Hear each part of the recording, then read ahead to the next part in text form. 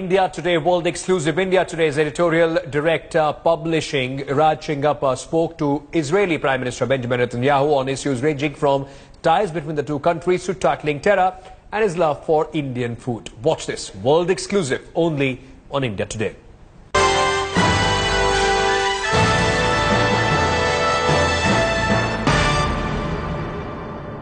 Prime Minister, shalom and welcome to India. Thank you, Namaste. This is a dream come true.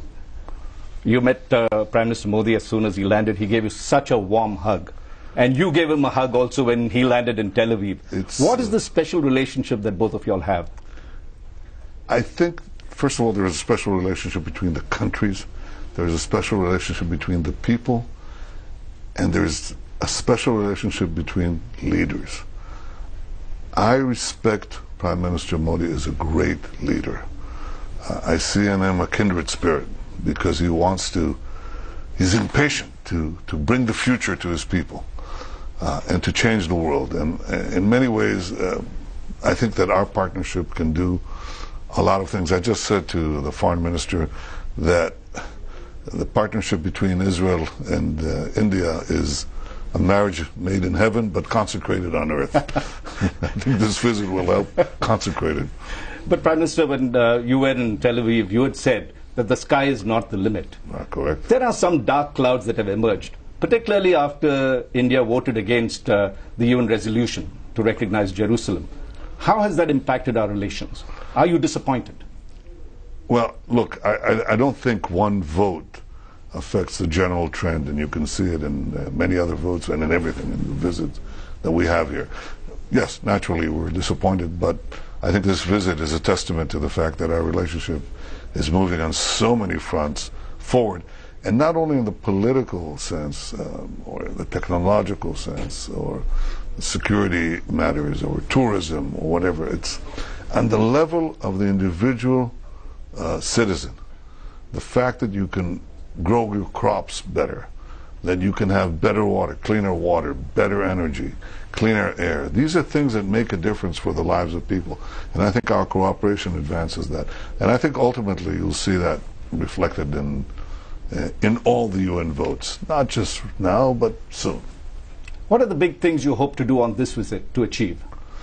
Tighten the cooperation in various technological areas, especially agriculture, but also in all the other areas that are changing the world, in satellites and drones, and drones for agriculture. Can you imagine this?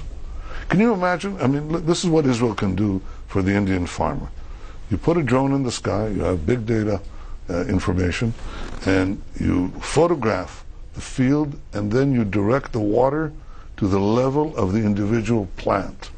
You can produce more crops for less water, less energy. This is life-changing. This is an example of one area that I intend to concentrate, but there will be many others. It's using technology to change not only the future, but to change the lives today, to make people healthier, safer, better nourished, live longer, better lives. One of the areas that India and Israel have great congruence is on counterterrorism. And you're bringing Moshe Holzberg. It's going to be a very, very emotional moment for him when he lands in Mumbai. What is, and you know that his killers still roam free, including Hafiz Saeed. How can Israel help India and the world to book the culprits? In this and in any other case in terrorism, the key is intelligence. Because you can't be everywhere all the time. So the key is intelligence, and Israel has, on the whole, superb intelligence, probably better than, none is better, I would say, than our intelligence services. And we share with you our intelligence, and we've stopped, over the last few years, some 30 major terrorist attacks that we've shared, not vis-a-vis India alone, but dozens of countries. We've shared with them this vital intelligence. We ultimately will catch up with the killers, but the important thing is also to prevent future killings. And Israel protects the lives of so many people. When you board a plane, you want to know that that plane will not be blown up in midair, that will take off and land safely. When that happens, usually Israel has something to do with it. Not on every flight, but on many flights. You and Prime Minister Modi had talked of strong measures. Would that include something like surgical strikes to approve what India did?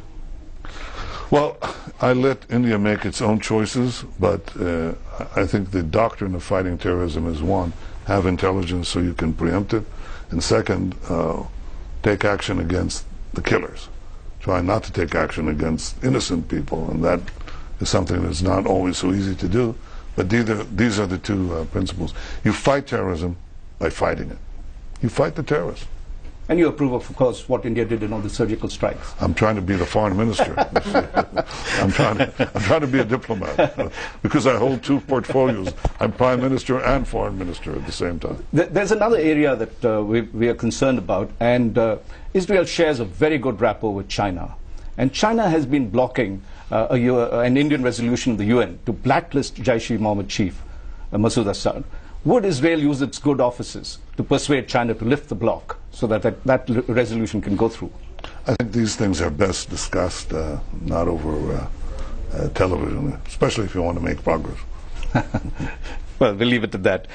But there's another area that has recently, when we talked of dark clouds, just before you came, India cancelled that major defense deal on the Spikeman, the anti-tank missile. Has that impacted our defense relationships? I hope that this visit can help resolve this issue. So, because I think there's a reasonable chance that we can achieve an equitable resolution. That too, we'll have to await the end of this visit. But our defense relationship is quite significant and encompasses many things. I think the key word is defense. We want to defend ourselves. We are not aggressive nations, but we're very committed to making sure that no one can commit aggression against either one of us. And you have such a large business delegation come with you, one of the largest we've seen from Israel. How can we move India's and Israel's relations beyond diamonds and defense? By having free trade agreement, I would say that, or moving up towards that direction. Israel's changing so rapidly. We're creating industries out of thin air. You have a very well-known car industry here with some exceptional people who have been leading it. But imagine that we have just created a car industry in the last 5 years with countries that have been sold to Google for $15 billion, or Waze. I don't know if you use Waze satellites in guidance direction systems in your cars. That's an Israeli company too. Now, we have 500 startups that just deal with automotive technology, autonomous vehicles. This is changing so rapidly because cars are going to be, 85% of the car is going to be software and 15% is hardware. It's basically a computer on wheels. And this is where Israel produces now a car industry that receives billions of dollars of investments every year. Why shouldn't we have this partnership between us and Indian car manufacturers? And this happens everywhere: digital health, water, agriculture, energy, health, transportation, every single area, IT obviously. And that's before you discuss security. There's just a whole world that is erupting, exploding, and we are seizing the future. The future belongs to those who innovate. Israel is an innovation nation. India has great innovation. In Silicon Valley, I always said there are two dialects that you hear. You hear Hindu dialects and you hear Hebrew. Sometimes you hear a little English too. So I think that this visit will help secure this partnership, which is so natural and so promising. You had used a phrase when in Tel Aviv, where you talked of the I2 and T2. Right. Indian talent, Israel technology for tomorrow. Right. India and Israel have also signed technological agreements. What do you need to do to spur this faster? What's the progress on this? It's getting through, slicing through the bureaucracy. We're going to slice it. That's basically it. Look, we're all suffering from this malaise, this disease of bureaucracy. And I chair a ministerial committee that meets every few weeks, and I take a machete and I hacked through the vines, the wild vines of bureaucracy. And we've moved in the competitive index. Israel has moved in the last 2 years. So I've started doing this from number 27 in the world to number 16. So I hope that on this visit, I don't want to tackle all of Indian bureaucracy. I just want to hack a path in the bureaucratic jungle that afflicts both of us, to allow Israeli entrepreneurs to come to India, do business with India for the benefit of the people of India. Among the things that you are in the 6-day visit that is there, there's going to be a lot of Indian food. Is there anything special that you like about Indian food? You're traveling right across to Gujarat, to Mumbai. What is it that you like about Indian food? Marsala, that's it. I love it. That's your favorite. That's it. I love Indian food, and I said that I think on the first day I took my wife out, I took her to an Indian restaurant. It belongs to Reena Pushkarna. Reena, and Reena came on this delegation now. Several, 2.5 decades later, she's here on this visit to India, and I promised her when we visited her periodically over the year, Reena, when I go to India, you who came from India, you'll come back with us to be there at this. So you're looking forward to eating some chicken masala? Absolutely. and the other thing is that, given that Prime Minister Modi has championed yoga, and there's even an international day, the UN observes that. Do you really do yoga? What is it? And you've been in the army. You look fit still. Well, I didn't do yoga, but I've begun to. I said I wake up in the morning and I look to the right, like this. And when I look east, I see the first democracy I see is India. And I think when Mr. Modi wakes up in the morning, does a yoga exercise, looks left, the first democracy he sees is Israel. This is a grand partnership. And something else, Prime Minister Modi was very, very kind to come and accept me, to receive me and my wife at the airport. Then we drove into town and named a square where a commemoration for fallen Indian soldiers, named it for Haifa. Yes. Haifa is one of the cities that was liberated by Indian soldiers. That is, it's a city in Israel that was freed by Indian soldiers who fell there, and the Indian commander fell in battle. So it was very moving. I was there, it was just such an expression of gratitude. It's almost a closing of a circle, 100 years later. And what a circle this is. What a grand meeting of our two great peoples and our two great civilizations. We're two of the oldest civilizations on earth. There's a small difference in numbers, but I say that between us, the two of us, we count for 1.3 billion people. That's a lot. Prime Minister, thank you so much for the time you've taken. We wish you all the best on your trip ahead. Thank you very much. Thank you so much. Thank you. Thank you.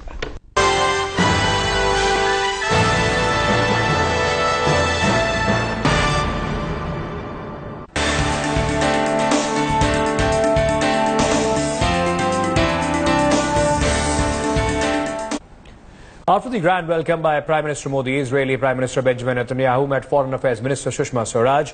Both leaders had a warm and engaging conversation where Netanyahu said he was moved by Prime Minister's airport reception, setting aside the protocol. He even recalled Prime Minister Modi's Israel visit, calling it a great moment in bilateral relations. Prime Minister Modi even hosted a private dinner for the Israeli Prime Minister and his wife at his residence. Let's take a look at day one of Israeli Prime Minister's visit to India.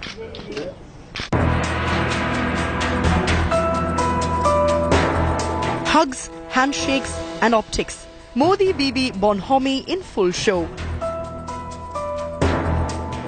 Prime Minister Modi broke protocol to receive his Israeli counterpart and his wife Sarah at Delhi airport, rolling out the red carpet for the visiting Israeli Prime Minister.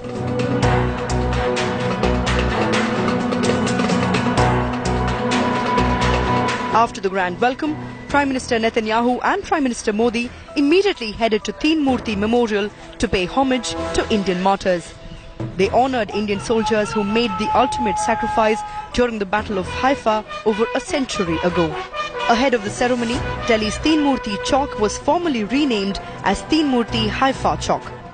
Netanyahu and wife Sarah paid tribute to the Indian Jawans who freed the city of Haifa during World War I in 1918. It's a win-win kind of visit because I'm sure that we will see a lot of cooperations and MOU signed between the two countries, in addition to the fact that so many businessmen are accompanying Prime Minister Netanyahu in his visit, and this could actually result in additional cooperations on the business sector. Israeli Prime Minister Benjamin Netanyahu is on a 6-day visit to India. Along with him is a 130-member delegation from 102 Israeli companies. While special focus is on trade, the two nations are expected to sign a series of key deals on agriculture, cybersecurity and science. Well, this visit is going to give a fresh boost to India-Israel trade ties. A lot of emphasis on getting more business between both the countries, on making the economy of both the countries robust and draw from each other. Israel to invest $68.6 million to boost ties with India. He will also be going to Mumbai for the second India-Israel CEOs Forum that will be held in the financial capital of India, Mumbai. Also, innovation tops the agenda. And of course, India and Israel have very close ties as when it comes to defense deal. Counter-terror and cyber-security deals are also likely to be signed. Netanyahu's visit marks 25 years of the establishment of diplomatic relations between India and Israel. The Israeli Prime Minister's visit to India is only the second one by any Israeli Prime Minister and comes after a gap of 15 years. Former Prime Minister Ariel Sharon visited India in 2003. This crucial visit comes less than a month after New Delhi voted in the UN General Assembly against US President Donald Trump's decision to recognize Jerusalem as Israel's capital. With Geeta Mohan and Kamaljeet Sandhu in New Delhi, Bureau Report, India Today. Within hours of Prime Minister Modi's warm welcome to his Israeli counterpart to Delhi, complete with a hug. His hug diplomacy has set off a political slugfest, becoming a butt of Congress's memes. The trademark Modi hug, a warm handshake and a celebratory gesture with both leaders clasping their hands to raise it in unison. Prime Minister Modi left no stone unturned to make his friend and Israeli counterpart Netanyahu feel right at home. Taking a leaf out of Netanyahu's book, Modi set aside protocol to personally greet his friend at the airport, sealing it with a bear hug as a gesture of welcome. But it was Modi's warm hug that raised the political heat. Congress quickly dubbed Modi's personal touch to diplomacy as hug-plomacy. Prime Minister's job is not foreign policy. For the Prime Minister is to provide leadership, and he has not provided leadership. It has borne no results. Expectedly, Congress's meme on Modi's awkward hugs didn't go down well with the BJP.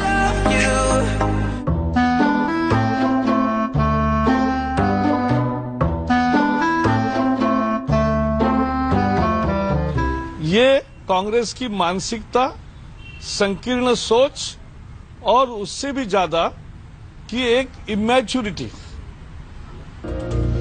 This is not the first time Modi's hug diplomacy has been mocked by the grand old party.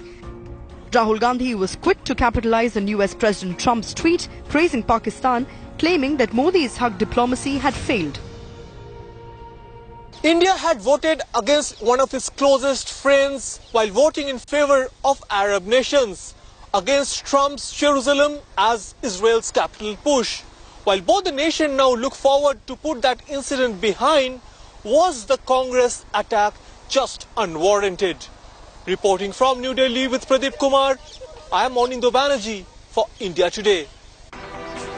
With that, it's a wrap on this bulletin, but for the latest, most accurate news updates from India and around the globe, log into the India Today website. That is indiatoday.in. You can also download our app, India Today app, to stay connected.